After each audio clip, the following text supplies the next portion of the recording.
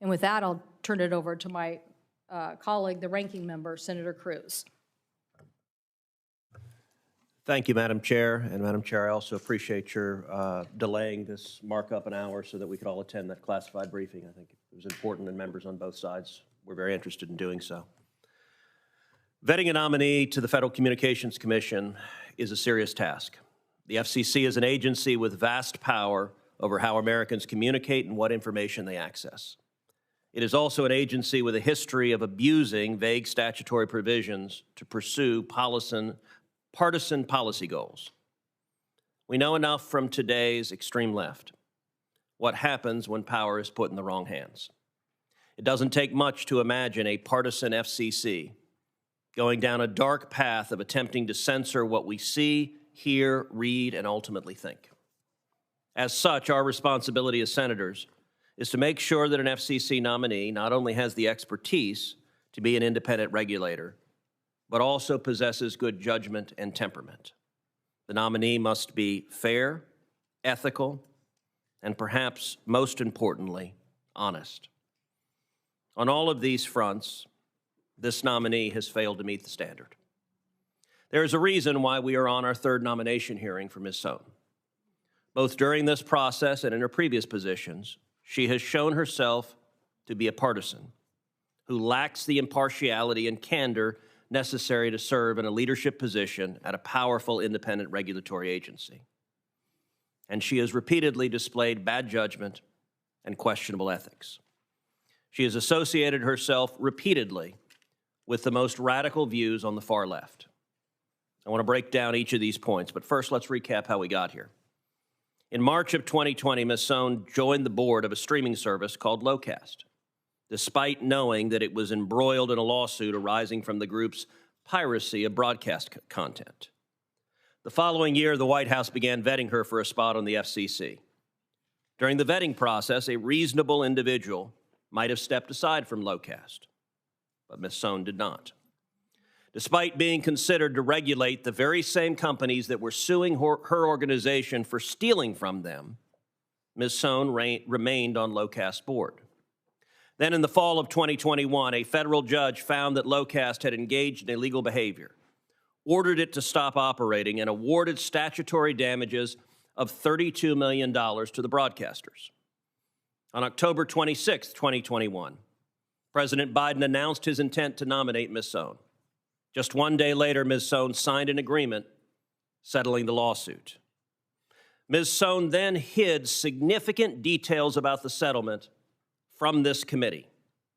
She actively misled senators about the settlement's dollar value and her ability to share settlement information with the committee. It's clear why. The settlement was a sweetheart deal.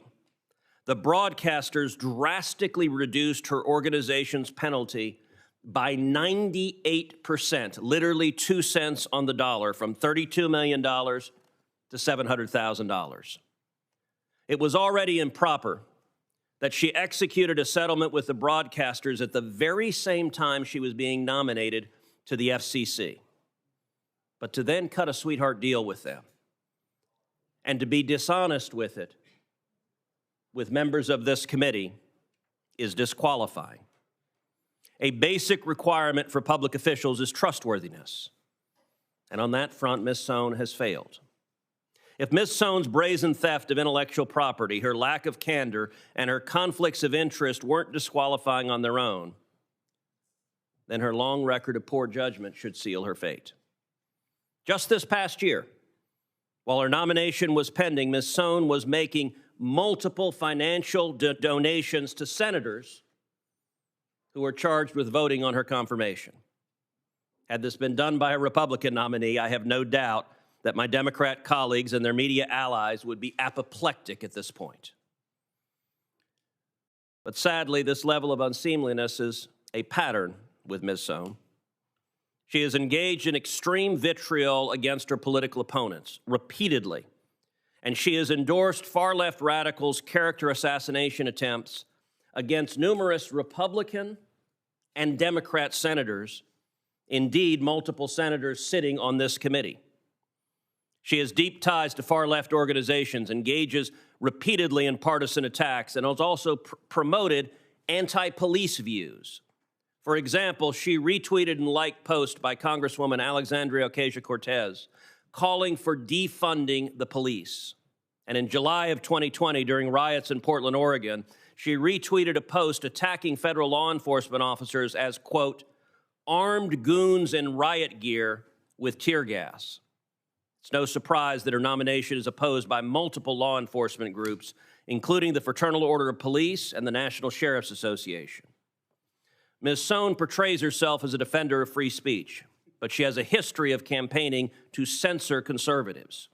She calls Fox News, quote, dangerous to our democracy, and has urged the FCC to revoke Sinclair's broadcast licenses. At the same time, she has a history of fighting against indecency regulations that protect children from exposure to filth on TV. To Ms. Sohn, it seems that conservative speech is worse than obscenity. Madam Chairwoman, I do not believe this is a nomination that will earn the votes to be confirmed, and I do not believe her record is suitable to serve on the FCC.